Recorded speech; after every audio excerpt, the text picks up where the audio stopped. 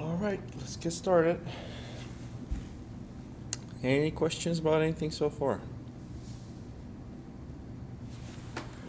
Okay, so we're done with week 8, starting with week 9.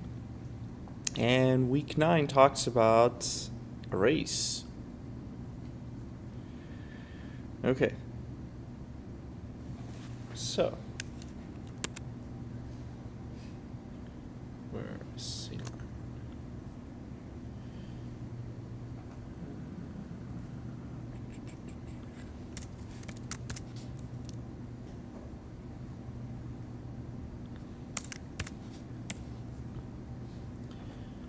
Okay, so let me increase this so you can see it.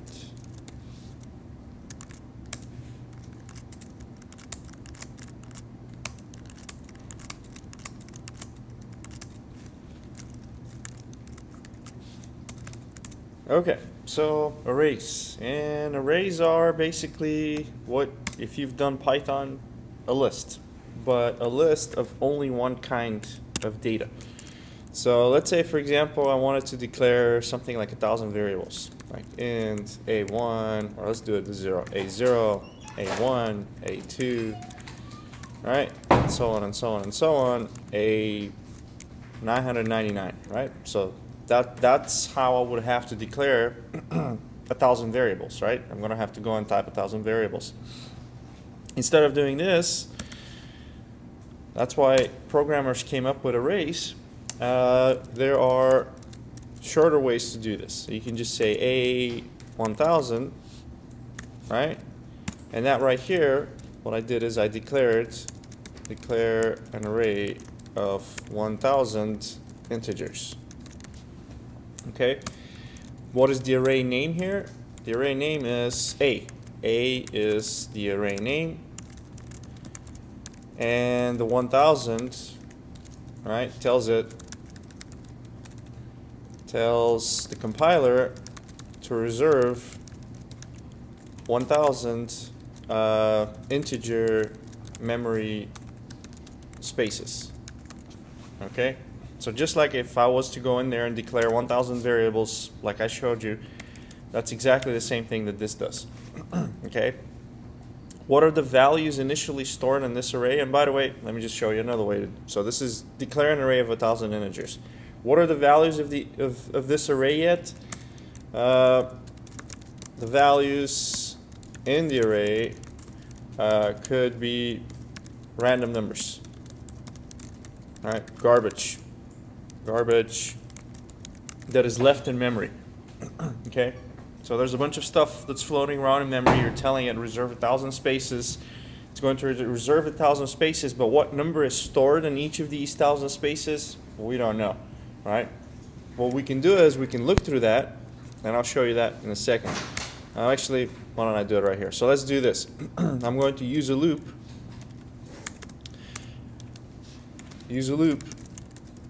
To see the content in the array. Okay, so I'm going to make the for int I is equal to 0. Well, actually, before I get to that, let's not even get to this just yet. Okay, so let me declare another array. So I'm going to do int b square brackets equals, and then I'm going to put some content here, 10, 20, 30. Okay, so in the above here, in the one above, all right, so the array above has not been initialized. It has not been initialized, right? And here what I'm doing is I am declare and initialize an array. Okay, and there's all kinds of things we can do with arrays. You can read content from a file, store it into an array, search through the array, sort the array, right? Count how many times a specific something appears in the array. Okay, but first we need to get the syntax out of the way. And then once we get to data structures, which is the next class after this, you're going to realize that there's all kinds of things that we can build with arrays. So arrays are super important. So this here again is the array name is B, right? And these here are my elements of the array. So this are the elements of the array. Okay? So each element is identified by its index.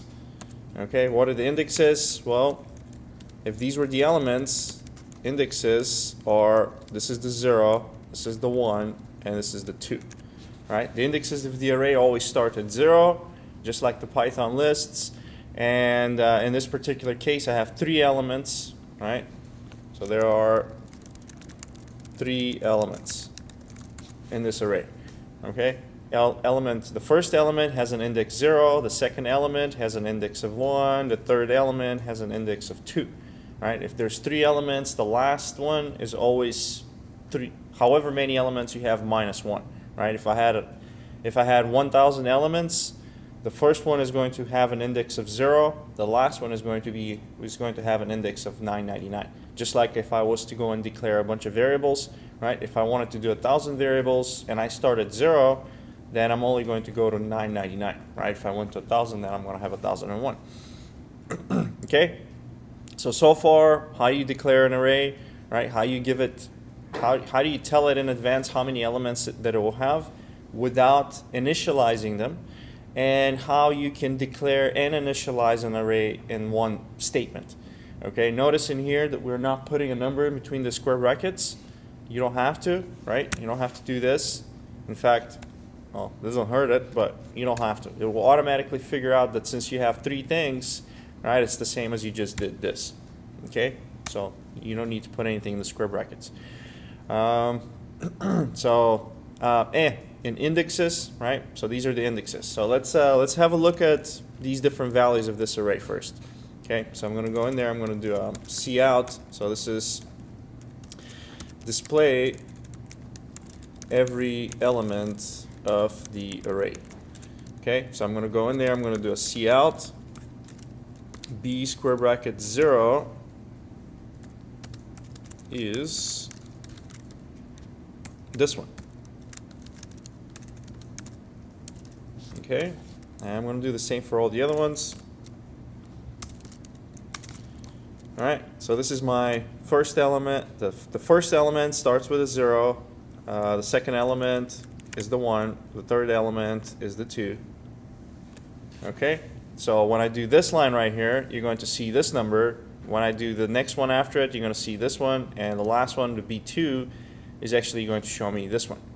Okay, so this is my... So this one was the B, so this is, again, elements. This is B0, right? This one, then the one after it is the B1, and the last one is the B2. Okay, that's how we identify these different numbers in the array. Okay, so when I run this thing, you should hopefully see that, and it's right here. Okay. So it shows you each of these elements. Okay, so far so good. Any questions? Still good? All right. So this is showing the elements of the array. Let's say I wanted to change, right? Change the elements of the array, right? So I'm going to go in there and do B0 is equal to 100, and I'm going to change all the other ones too. B1, 200, B2, 300, and then I'm going to show them to you again.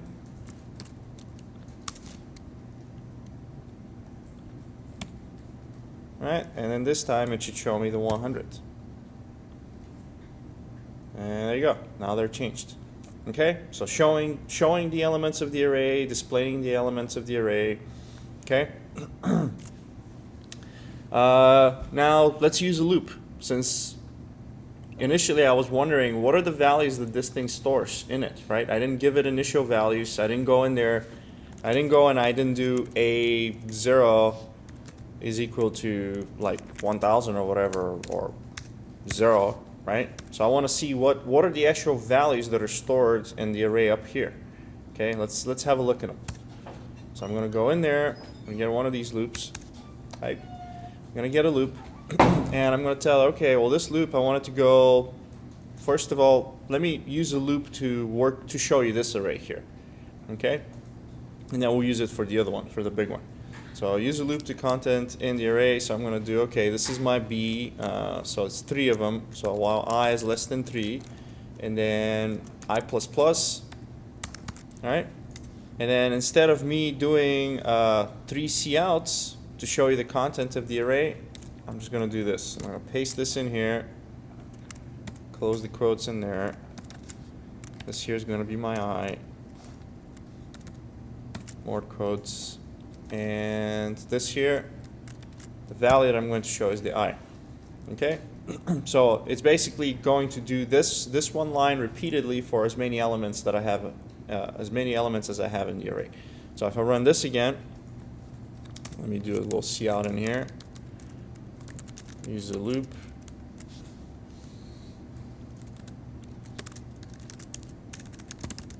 Okay, run this thing again. And this is my loop right here on the bottom.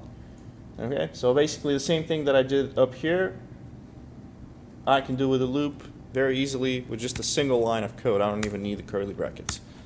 Right? So just a for loop and a cout, and now you can do as many, thousands as you want in an array. So now let's look at what are the contents of this one. What are your guesses? What do you think it's going to be? No idea? All right. Let's have a look at it. So I'm going to grab this loop. I'm going to recycle it. And let's have a look at the contents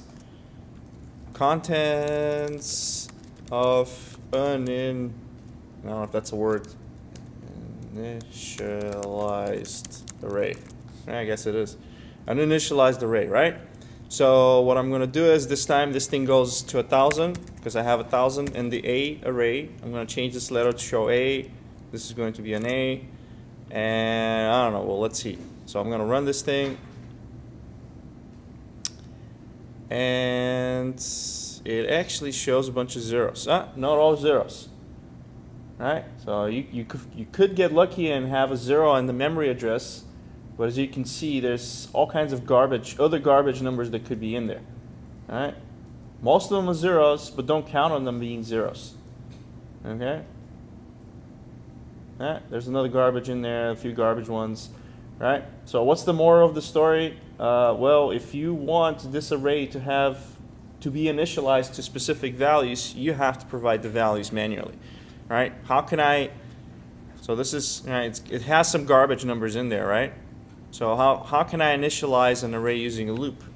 Well, so this one here shows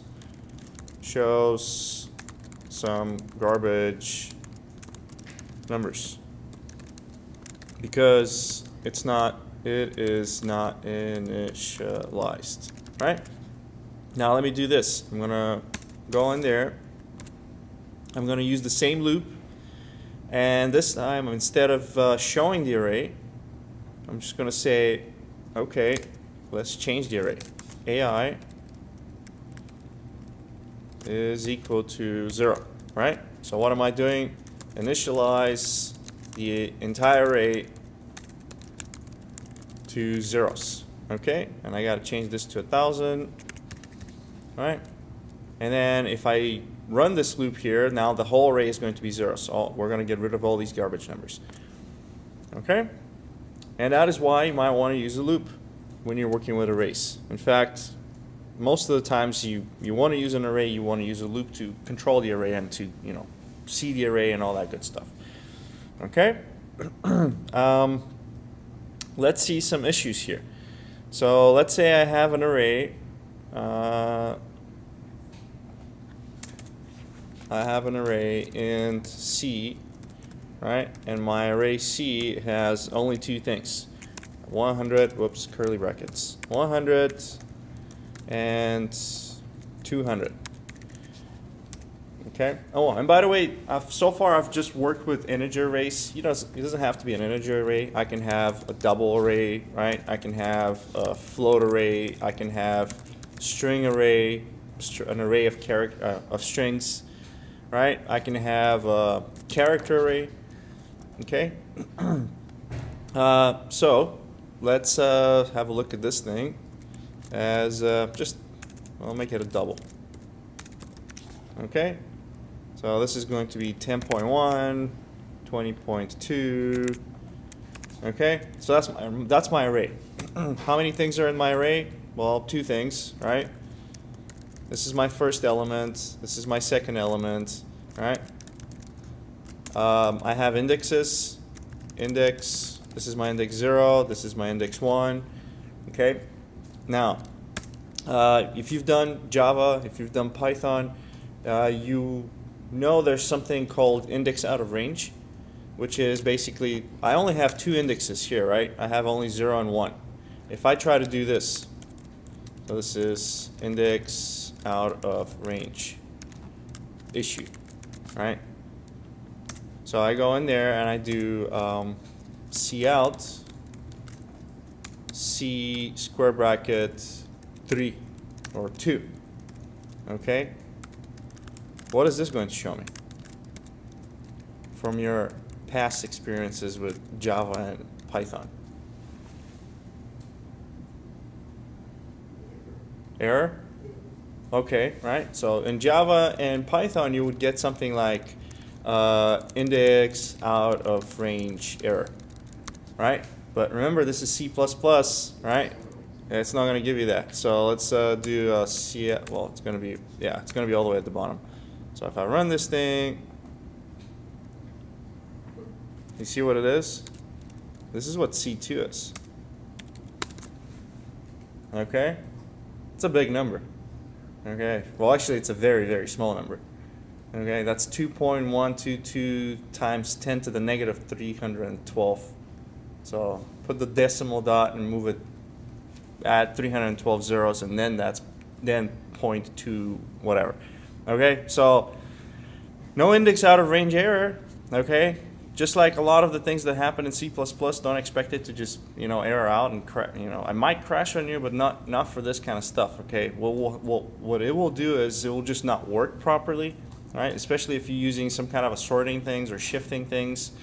Okay, but okay, so index out of range issue. It's not an error, right? It's not really an error. All right. Any questions? So far, so good? All right. So you saw that you can have a double array. You cannot, well, let me show you another kind of an array. So double char, I don't know, char array. All right, is equal to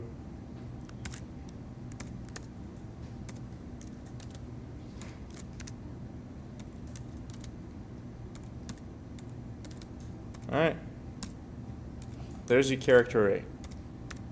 Okay, you can also have string arrays, S array, alright,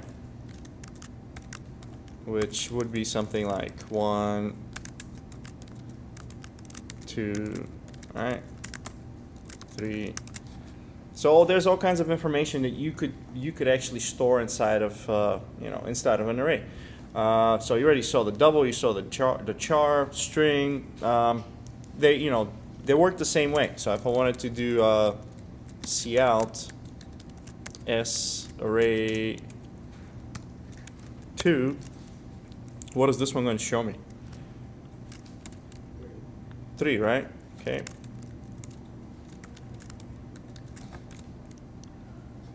Hopefully. All right, I run that again, and there's you 3. Okay. In fact, let me see if I can show the whole character array. Char. Oops. I don't think it's not very string friendly, C++, but I'll give it a shot. Just let's see if it does it. Char array. Might error out on me. No, there you go. So you can actually show when I do char array right here, see what it did? It did this. Okay, so it actually showed it. So you might ask yourself, what's the difference between if I have a char array and a string?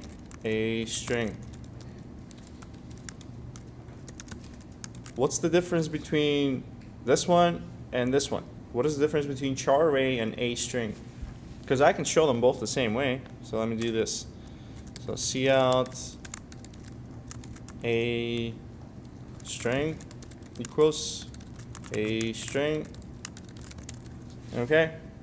So if I run this thing, you better believe it, it's going to show me another hello. So what do you think is the difference between a character array like this one and a string like this one?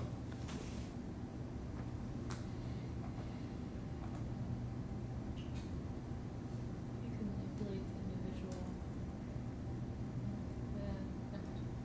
You're right, actually. Let's see. Well, yeah, strings in C++ are very, generally speaking, strings are immutable, which means that you cannot change the individual characters if you wanted to, versus arrays are mutable, so you could change this to like uppercase H if I wanted to, right?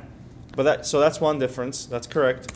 Actually, what it is it's a string, and C++ is just it's a character array with that. Right, that's not that. 0. With a null terminating character. Okay, so if it's basically you have a string object. We haven't done objects yet, right? You have a string object, which is basically a class which contains a character array, and that's how it's stored, right? So it's just that this is a more convenient thing to use, right? So when we get to objects, you're going to see how they work. Okay, but now you know. So a character array and a string. So a character array that terminates with this, that's the null terminating character, and a string are pretty much the same thing, except the string might have some other methods and functions or methods in there for you to do things like convert everything to uppercase and that kind of stuff. Not that you cannot do that for a character array. Okay, in fact, that might be actually an interesting assignment. So, all right. So character arrays, string arrays, a string. Okay, let's see what else do I want to show you.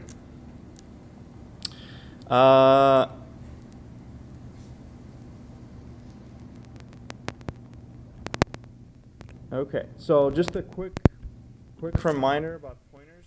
We kind of went over this already, and pointers become relevant again with arrays because in C++, hopefully when you get to data structures, and let's say you want to have an array inside of an object, and you want to make a new object, and then you want to give the array a size, right? You basically cannot resize the array as the program is running unless you're using pointers. That's just the way of C++ language. You just need to have pointers in order for you to dynamically resize an array upon once your program is running. Okay, so that's why it's important for me to tell you about pointers again. All right, so let's just a quick review of pointers. All right, pointers are basically, let's say you have an int little x, all right, which is equal to 10. This is a variable. And then if you have int asterisk big X, this here is a pointer variable. Okay? I can show you the memory address of X by using the ampersand. So if I do cout $x equals, all right, ampersand x, and this is my memory address of X. All right, and let's have a look at it real quick. And this memory address, by the way, it's going to change to different things, and it might be different also in different computers. All right, on Mac, it happens to be this really big long number. On Windows, it might be something shorter. Okay. So anyway, this is my memory address of the variable x. Okay. If I wanted to, I can point point big X to little x, then I do this. I do x equals ampersand little x. Okay? So now x points to little x, which means that I can change this variable using its pointer. Okay? So if I wanted to, I can do asterisk x, big X, is equal to 100. Then I can show you this here changes the variable x. Okay? And if I wanted to, I can show you the little x is now equal to 100. Oops, and up. Okay? And you're going to see 100 if I show the actual x. Okay? There's 100. Okay? Well, why am I telling you about pointers? Because in C++, arrays and pointers are pretty much the same thing. Okay? So the way this array thing works is you're actually creating a pointer to the memory location of this first element. Okay? And every subsequent element is going to be off by a certain number of bytes. So if I have an integer array, every integer is 4 bytes. So let's say the memory location of the first one is going to be some kind of a number. Then the next memory location is going to be that number plus 4. Then the next one is going to be that number plus 4. So all this actually really is, it's another way to say that, well, this is a pointer. Right? This is going to be a pointer variable. I don't know if the syntax will work. No, it doesn't. The syntax slightly changes, but once I show you how you pass an array into a function as an argument, you're going to see that you can actually use a pointer instead of an array. So again, this is another way. There's another syntax that I can use to create an array to basically tell it point a pointer variable to the first element of this. Of some place in memory. Okay. So that's what pointers are used for in arrays, and I'll give you some examples. It will make sense in a second. Okay. So let's see what else do I want to tell you. So pointers, pointer to pointer. I'll leave the pointer to pointer business. There's actually double pointers, right? You can do a single asterisk, that's a single pointer. So if you're going to have a one-dimensional array, which is what I've been showing you, you would be using a single pointer. But if you have a two-dimensional array, and a one-dimensional array is what I've been seeing, what I've been showing you, that is the same thing as having just like a line of numbers, right? So if you were to open up, Excel, right? If you open up Excel, right, a one-dimensional array is basically just a line of numbers, right? You have 10, you have 20, right? You have 30. That's a one-dimensional array. It's just a row of numbers. Two-dimensional arrays allow you to basically simulate a spreadsheet, right? So this could be the 40, then the next one could be 50, the next one could be 60, okay? So when you have columns and rows, that becomes a two-dimensional array. Okay, and then what's a two-dimensional array? Well, it basically has two square brackets. All right, so it's like 2D array is basically let's call it 2D array has two square brackets. Okay, so one of the square brackets is for the rows, the other square bracket is for the columns. So each of them carries their own numbers. We're not going to look at these a whole lot.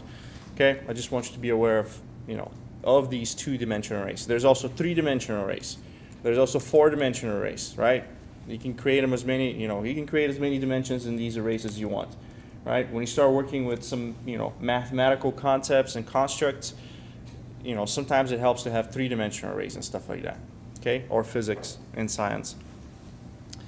Okay, so that being said, let's see what else I want to tell you. So that's the purpose of double pointers, right? It's to create two-dimensional arrays, right? Single pointer is used to create a a 1D array, 2 pointers, 2D arrays. There's also triple pointers, etc., etc. But we're not even going to look at those. Okay. And I have pass by value, pass by pointer versus reference. This is something that I already showed you, but here it is again. Right? So I'll just look at it real quick and let you, play around with this. You're actually going to have to type this up as an example. So what I have here is I have a couple of different functions. I have pass by value, pass by pointer, pass by reference. Right? Those are the three main ones. Pass by value, pass by pointer, pass by reference. Okay, pass by value is just a regular function. You just take a regular integer parameter. Right? That's line 5, int param. Pass by pointer is you're going to be sending a pointer to some other variable. Right? That's why there's an asterisk in there. Pass by reference is very similar to pass by pointer. So on line 8, pass by reference, we have a little ampersand sign. Okay? So pretty much pass by pointer and pass by reference allow you to do the same thing, but the syntax is slightly different. So let's look at it real quick. So first of all, in pass by value, I say that param is equal to 0, right? So I have a variable int a is equal to 101. I'm going to call my function pass by value at line 18. I'm sending over the variable a, right? I'm attempting to change it from inside of the function. In line 38, I'm saying parameter is equal to 0, right? But then, as you know, when I go back to line 19 and I show you the a, it will stay as 101 because, changing the parameter variable in that function and pass by value does not change this number here, right? So just because I changed param is equal to 0 here, that did not change the a is equal to 101 in the main, and that's what this is going to show you, okay? Now, if I wanted to change the a, there's two ways to do it. One is pass by pointer, right? So pass by pointer is right here, line 6. It's the same as the pass by value except we're putting a little asterisk in front of the param variable, okay? And when I'm calling the function right here in line 23, I'm saying %a. %a allows me to send the memory address of a so that this param variable will now point to this memory address so that when I go to line 39 and I do asterisk param is equal to 0, I'm actually changing the variable a, which is in the main, right? So when I do my call at line 23, the next line, the cout on line 24 is going to show me just that a is equal to 0, right? So this is how you can change a variable that is local to one function, in particular the main in this case, from another function, okay, with pointer, okay? And there's another way to do it, right? So let's say my variable was equal to, 50 or whatever from before, okay? What I'm going to do is, and by the way, this one is just to show you that you can use this as an input function. You can ask the user to enter something, and then that's going to change the variable. So line 39 and line 40 are pretty much the same. Illustrate the same concept. One allows you to change the number directly. The other one lets the user enter the value. Okay. So now let's look at line 30, all right, or line 31. Pass by reference. Okay. So here's my pass by reference, line 8.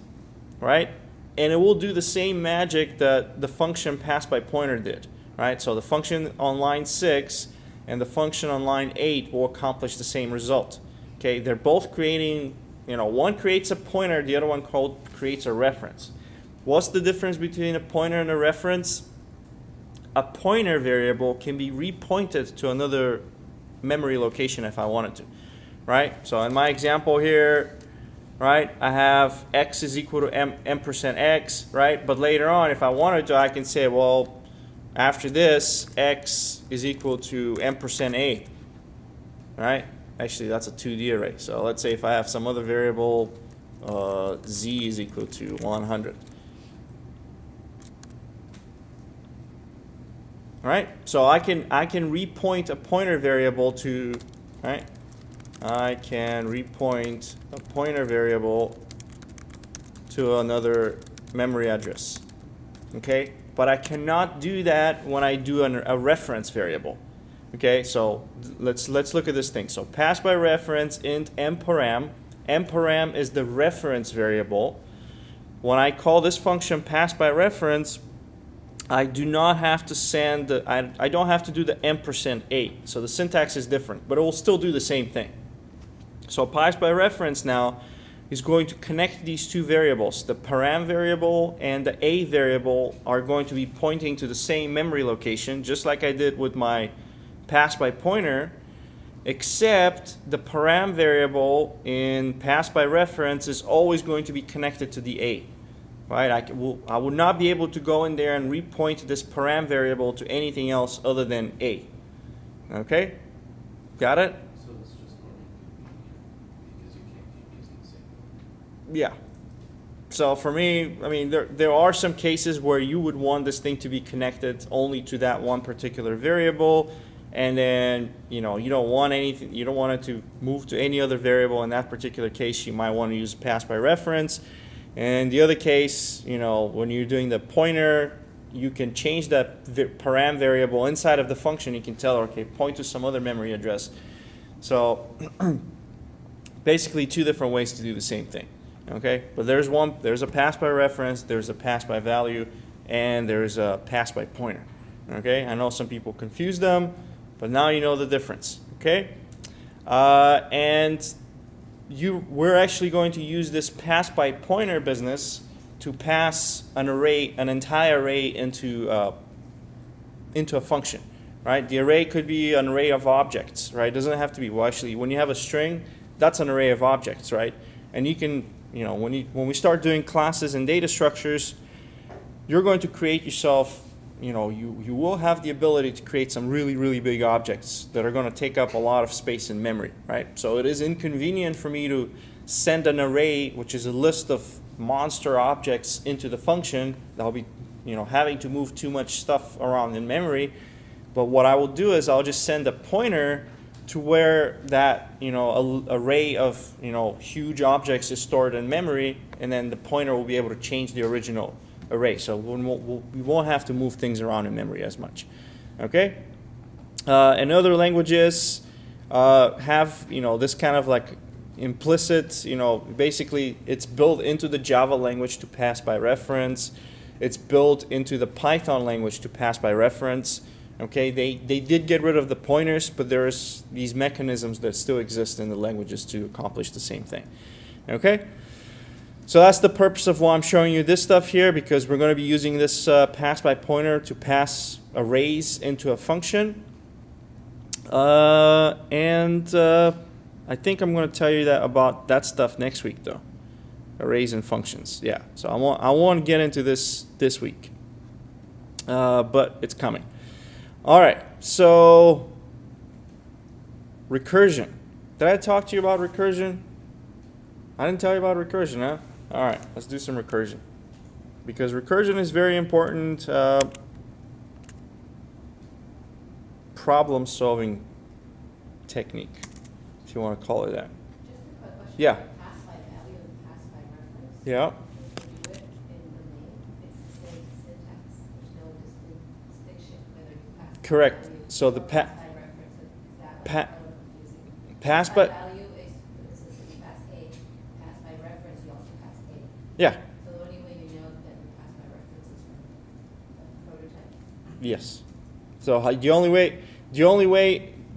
the way you know what to pass or what you're passing into the function is by the prototype, right? So what you pointed out was the pass by value, the syntax for pass by value, and the syntax for pass by reference is exactly the same. So line 18 is exactly like line 31, except in line 18 I'm sending the value of A, but in line 31 I'm sending the memory address of A. Okay, and the way it knows what I'm sending is by the prototype, right? In the pass by reference prototype, where is it? Right here, I have a little %. In the pass by value prototype, I don't have the %, it's just the variable. So that's how it knows what I'm sending when I call the function. Okay? It doesn't have a special syntax. No. Because they actually, both functions do completely different. One Right. modifies A, the other one doesn't. Right. There's no different syntax, even though they do quite different things, yeah. Just Just the way it is. Okay? And you know, you don't have to use pass by reference a whole lot, or actually at all. If you want to just use pointers, that's fine. Okay? Same kind of business. Okay. So now the next thing that I want to do is let's do. Yeah, you already know how to do loops, right? So for int I is equal to 0, I is less than 3, I plus plus, right? And you're pro enough already to tell me what the values of R are going to be here. All right? So if I run this thing, you're going to see that the I shows, right, I 0, 1, 2, right? Okay, we know how to do that. There's another way to do this, and that is if I did int I is equal to 0 while I is less than 3, and then in here I'm going to do a cout. Let's call this the for loop. I'm going to copy it, move this here. This is going to be my while loop, and I'm going to do I plus plus in there. All right, so whether I do it with 2 lines right here, or I wanted to do it with a few more lines, basically the same thing, same result, right? I is 0, 1, 2, 4 is 0, 1, 2, and I can also use a do while, but basically it's the same thing. It's a while loop. Okay, there's another way to do this, and that's what I'm going to show you today. So I'm going to go all the way on the top, and I'm going to create a function called void recursive. All right, and this thing is going to take a number. That's my prototype. Okay, and if I wanted to, let's say I want to call the function down here. I'm going to do a cout, not the cout. I'll do a cout right here. Cout num equals, and I should show the num. Okay, so I'm going to call my function right here. I'm going to call recursive, and I'm going to send the number, I don't know, 3. Well, let's send 0. Okay, so if I call this, what am I going to see? I'm going to call the function. I'm going to send the argument 0. This is going to become equal to 0. I'm going to show you 0, right? Nothing fancy. So you already know that. Okay. But what I can do is I can simulate a loop using this function by telling it to call itself repeatedly, right? So I'm going to show you num, and then I'm going to say, all right, well, if num is less than 2, let's go with 2, right? I'm going to tell it, call yourself again, recursive, but with num plus 1. Right? Now what's going to happen? Well, I'm going to get it started here, right? I'm going to start at line 90. I'm going to send a 0. This is going to be equal to 0. I'm going to show you the 0. Is 0 less than 2? Yes, it is. Well, call yourself with 0 plus 1. It goes back, right? Now it's a 1, right? It's going to show you the 1. Is 1 less than 2? Yes, it is. Call yourself with 1 plus 1. So now it's a 2, right? This is the 2. It's going to show you the 2. Is 2 less than 2? No, it isn't, so it's not going to call itself anymore, and it will stop. Does that make sense? Let's run it. And num is equal to 0, 1, 2, so that's, right, one kind of a loop. Okay? Now, what is going to happen, so by the way, just so we have it, the original one, all right, gave you this results. All right. So my question to you is, if I change this thing, so this was for this code right here. I'm going to copy it, take it out. Now I'm going to move it to just slightly different. I'm going to grab this thing and I'm going to put it after. Now what is it going to show me? And remember, when I had it here like this, it showed me num is 0, num is 1, num is 2. So now I put the if first, then the call, and then I put my cout right here. So now can you predict what the actual results are going to be? And if you already done recursion, don't spoil the fun for the other people to guess. So what do you think? If you have not done recursion in your life, Give me your guess. What do you think is going to happen? I just changed, I did a C out here before, right? And then I had my if and a call, and it showed me these numbers. So now I just grabbed my C out and I moved it after my if and the call. Now what is it going to show me? Or is it going to show me anything at all? Is it gonna show 1, 2, and 3? Okay, so one guess was, let's go with this. So I'm going to write it down. You said 1, 2, 3, right? Okay, give me another guess. Just that two. Huh? Just two. Just the 2, so that was guess number 1. Guess number 2 is just the 2. Give me another guess. If you haven't done recursion, you got to give me a guess too.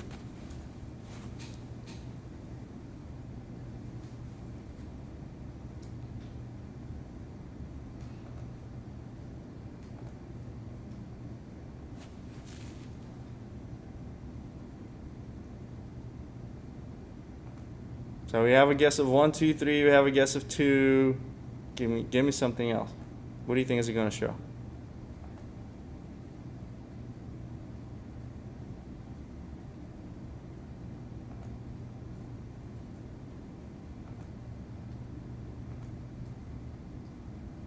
Two. 1 and 2. Okay, good. I like it. Okay, so that's the little game that I like to play with, students that haven't done recursion.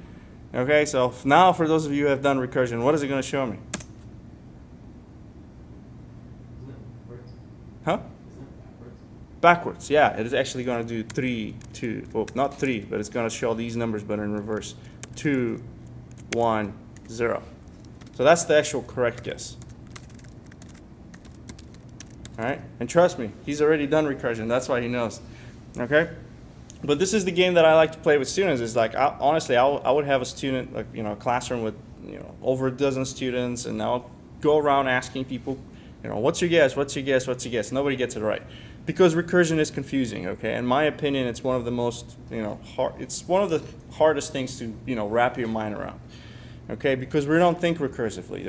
You can't keep track of all the steps that are happening in your head. So, first of all, I'm going to show you that it is actually this, right? It's going to show you the 2, then the 1, then the 0. It's right here, right? So you know it worked. So now what I'm going to do is, right? So this is what it showed. So now let's have a look at why that's happening. Okay, so let's do this. So I have my recursive call. Let me go to Excel. So the first thing that I have is I have this right here. All right. One more copy.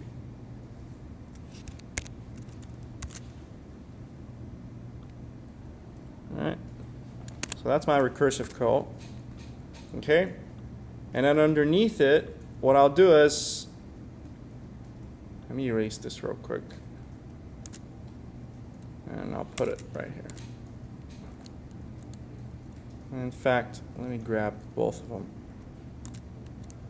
Put them after it. Okay, so just to keep it short. Okay, so then I'm going to do this. I'm going to grab this. All right, and I'm going to paste it right here so we can visualize what happens. Okay. All right, so the first thing that we'll do is we're going to call this insert shape, one of these. All right, and let me go with some color here, big orange. There you go. All right, so what am I doing? I'm sending over this is equal to 0, so num is equal to 0 initially here, right? Then we're checking to see if is num less than 2. Well, yes, it is. 0 is less than 2, so we're going to call this now with 0 plus 1. All right, so I'm going to grab this. Let me copy this one. All right, so we're going to jump from this call to, I don't know, let's say here. Okay, and now my num is equal to what? 0 plus 1, right? So here num is equal to, let's put it right here. Num equals to 1, right? 0 plus 1 is a 1. And then here we're going to check, okay, well, is 1 less than 2? Yeah, yes it is. So I'm going to grab this thing now, and I'm going to call it one more time. All right, I'm going to copy this. So right there. All right, so now I'm going from here to there, and this time num was 1, so 1 plus 1, now it's a 2. All right. So here I'll say num equals 2, right? Okay, now as soon as we get to num equals 2, the if is that true?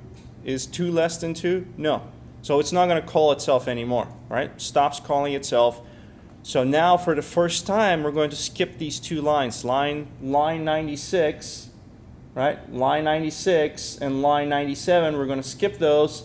And we're finally, for the first time, we're going to get to the line 99, which is the cout. And what are we going to show? We're going to show this 2 right here. So num is equal to 2. So that'll be the first thing that I'm going to show. So I'm going to do a cout, right? Num, and I'm going to show you the 2, right? Then, as soon as I do that line, let me insert another color. All right, so as soon as I get to the end of this function, let me get a different one. There you go. So as soon as I get to the last line of this function, as soon as I get to the curly brackets, then I'm going to return back right after I was called, right? So I was called right here. I'm going to return right after I was called. And what's the next thing that I'm going to show? Well, now I'm going to go back down to the next line that remains here. I'm going to show you this cout. Okay? So now the next time the next thing I'm going to do is I'm going to show you the cout for this num, and for the time being that I called this function, num was 1. So I'm going to show you that num is equal to 1 here, right? And the same way, as soon as I get to the end of this function here, right? As soon as I get to the end of this one, the curly bracket, then I'm going to return back right after I was called, right? And I was called with num is equal to 0 for this particular function, so now I'm going to show you that num is equal to 0 in this particular one. Okay? And then when this one is done, I suppose you could say that we're going to go back to the original call. All right, so we're going to go back from line 101 on this one. We're going to return back to the main. Okay? Does that make sense? Any questions? Okay. So that's a recursive. That's recursion for you. It's a little bit confusing when you see it for the first time, but just like everything else, you just have to put in some time and make sense. Okay, but it really helps if you can graph it, if you can draw some arrows and stuff like that, like I just did, so you can see how it works. Okay, so that's a recursive call. That's the recursion business. So what are we going to do with this? Well, you're going to have an assignment. And the assignment was 48. You're going to write the song, 99 bottles of beer on the wall, and you're going to do it recursively. Okay? If you don't know the song, it's right here, right? It starts at 99 bottles, and every time it goes through, it decreases by 1 bottle until there's no bottles left, and then you show the final verse, and then the end. Okay? So what you're going to do is, you're going to use the example that I showed you to do that. Okay? Any questions? Yes. What's up? I was working on that one, and when I compiled it and ran it, it looked like what printed was limited to how many lines showed. So the first 99 bottles of beer wouldn't show up. You mean in the command line? When you're, what are you running I'm this? working through code blocks. Yep. So code blocks, when you run code blocks, I don't know if I have code blocks on this thing here. Well, like I tested it out with a lower number. and it Yeah, worked. let me show you. Yes, I have code blocks on this thing.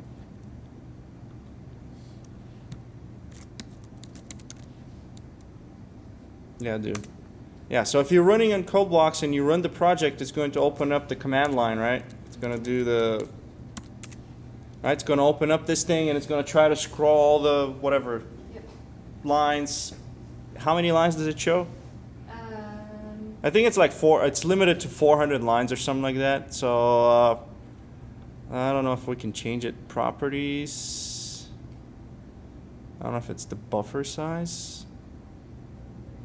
But don't worry about it. If it doesn't show up the whole thing, that's fine. Layout, height, yeah.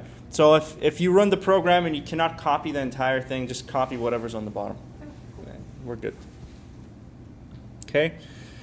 So that's the recursive business. And let's see what else I want to tell you. So that's the 99 bottles. The next one is Fibonacci numbers. And I think I put a video for that because it's a little bit more difficult. Maybe. No, I didn't. Okay. Maybe I should, but I'll let you think about it. So what are the Fibonacci numbers?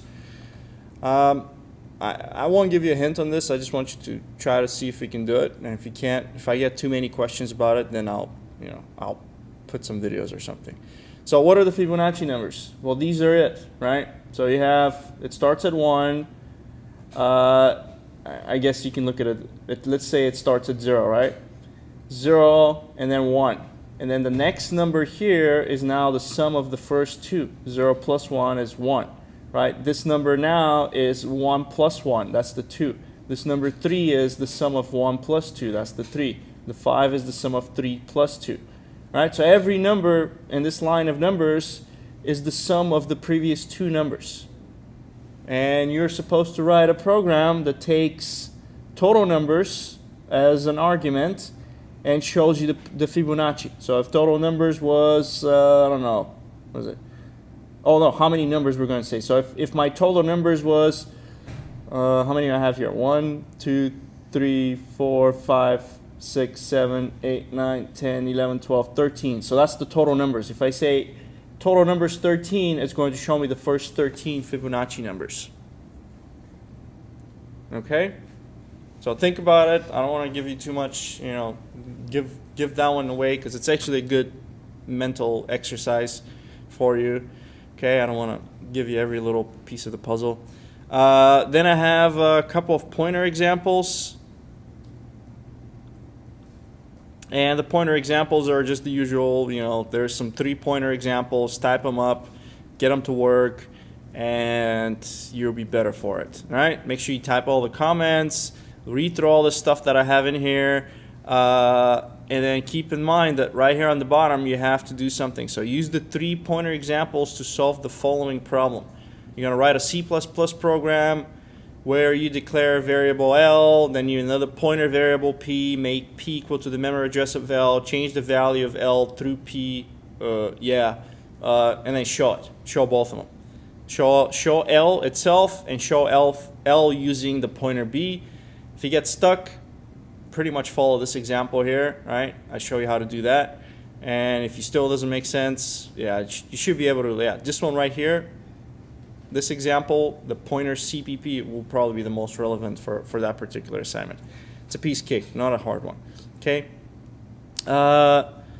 Pointer assignment. That might be that same one. No, that's the same one. There you go. So let me erase it from the previous one.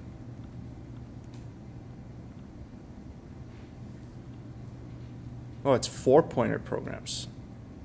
How is 51 look different than 50?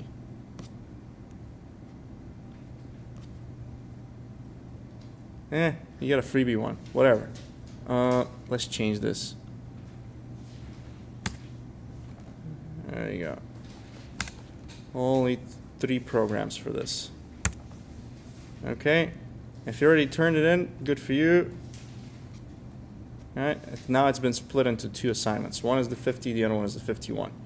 Okay, so use 50 as an example for how to do the 51. It shouldn't be hard at all. Then 52, we have array examples, and I guess I could have shown you some more things with arrays. Probably I will in a second. All right, so you have a couple of programs in there. Type them up. That's the first example. Right, just type that up, get it turned in. Array input and output.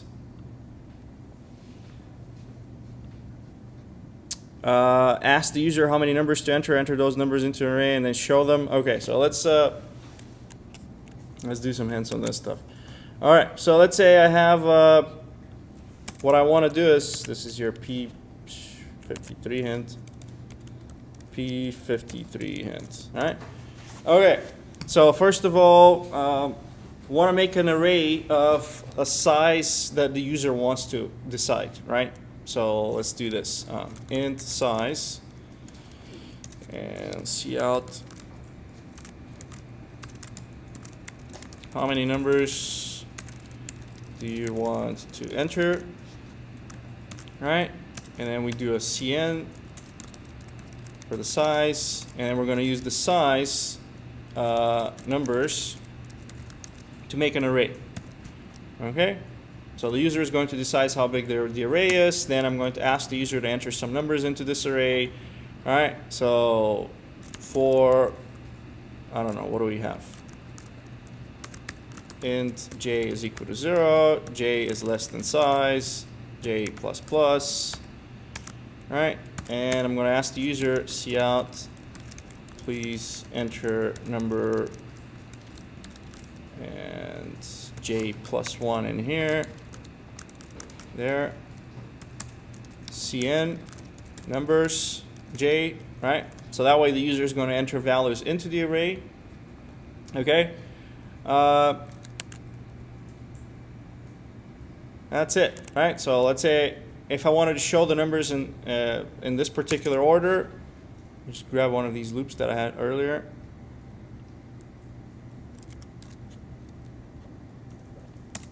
All right. So this is my array, and show the entered array. So this is cout array equals, and this is all going to be on the same line.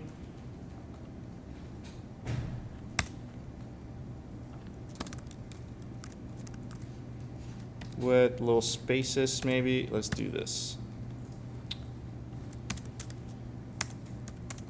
Int k equals whatever. This is going to be k. K. And this is going to be size. K. Might as well, should have just written the whole thing from scratch. There you go. Okay. -1. And the last one, I'm going to show after the loop with this. And no end out here. All right, let's see if that works. -1.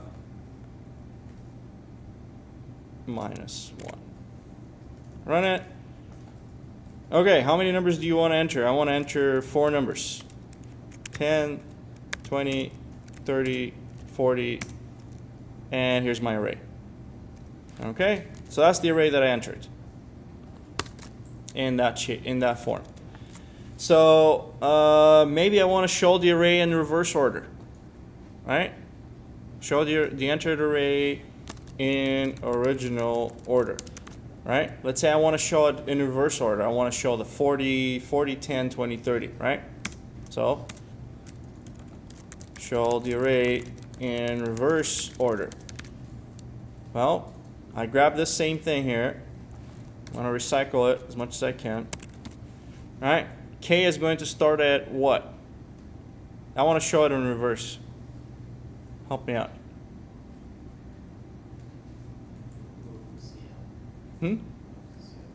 I have to change my loop. The rest can stay the same. So how am I going to change my loop so that I can show this thing in reverse? So I showed it like this, right? It looked like that. What I'm trying to do is I'm trying to do it. This is what I'm going for. Size -1. So I start at size -1. Okay. All right. So let's say, just if you want to visualize, right? So this is my array, right? This thing here has a size. Size is what's the size of this thing? 4, right? That's what the user entered. right? So if I set 4, I asked the user to enter 4 numbers. Those were the 4 numbers, right? So if I look at my indexes, right? My index is 0, 1, 2, 3, right? Well, the 3 is equal to my size minus 1. Okay? So this is my last index, right? Which is the last index, right? So what I'm going to do is I'm going to start this loop at size minus 1 so that it starts at this one. And then what else? How do I change it so it goes backwards?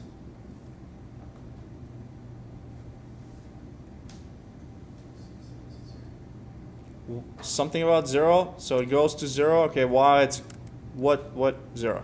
So 0, I heard a 0. 0 is good, but what about this piece here? Greater than, or do I want? Okay, yeah, greater than makes sense because I want to show the 0 after. Okay, that makes sense. How about this piece? Minus minus, I heard it. Okay, so now when I run this thing, hopefully,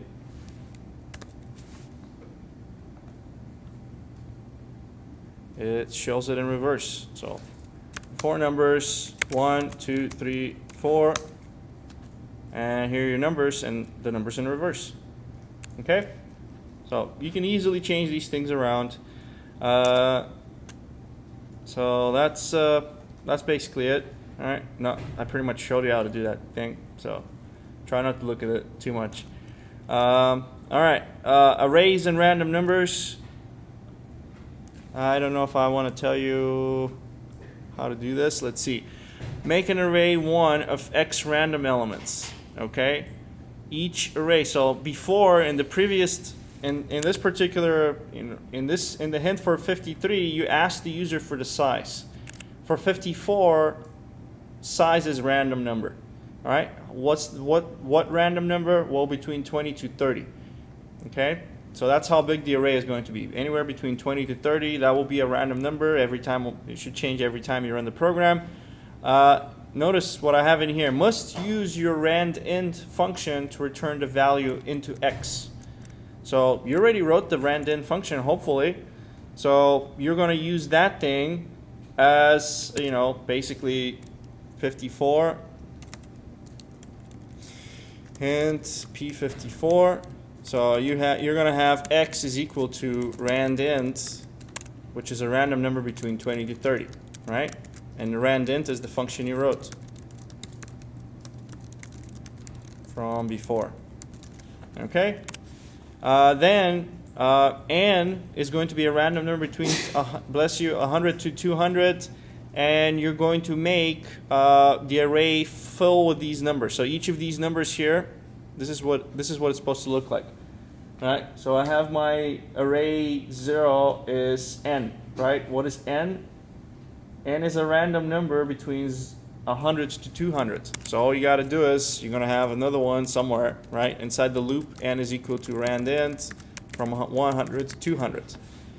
Okay? That'll be in the loop. In the loop. Right? And this will be, the above will determine this one here as, this is the size of the array, right? And this one is the actual values that will be stored in the array, right? This one here is the values that will be stored in the array, right? So each of these numbers is basically a new n, right? You're going to make one array, which is anywhere between 20 to 30, right? You're going to fill it up with random numbers. And then you're going to create another array, array 2. And I do mean create another array. Don't just show this thing like that, right? I want another array, okay? And you're going to put the doubled values of array 1 into array 2 in reverse. So you're going to grab this one, this number right here. This times 2 is 324. Then this number times 2 is 270. So you're just putting these numbers here doubled in reverse order in this array. Make sense? And that's a good one, so I'm not going to give you too much hints on that, but it's very similar to the one that I just showed you here. Okay? It's a good good way to make sure you understand arrays. And then you have like a little quiz that goes at the end. Chapter 4 parsons, and right, read through it. That's what the quiz is for, and it's set to unlimited attempts. So that's that. Any questions?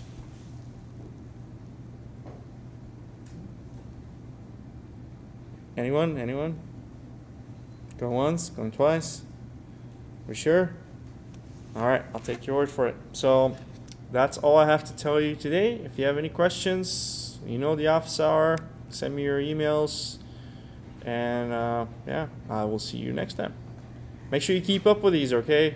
Look at this. We're already on assignment 54. All right? So if you're here, I'm sure you're keeping up. But whoever's listening,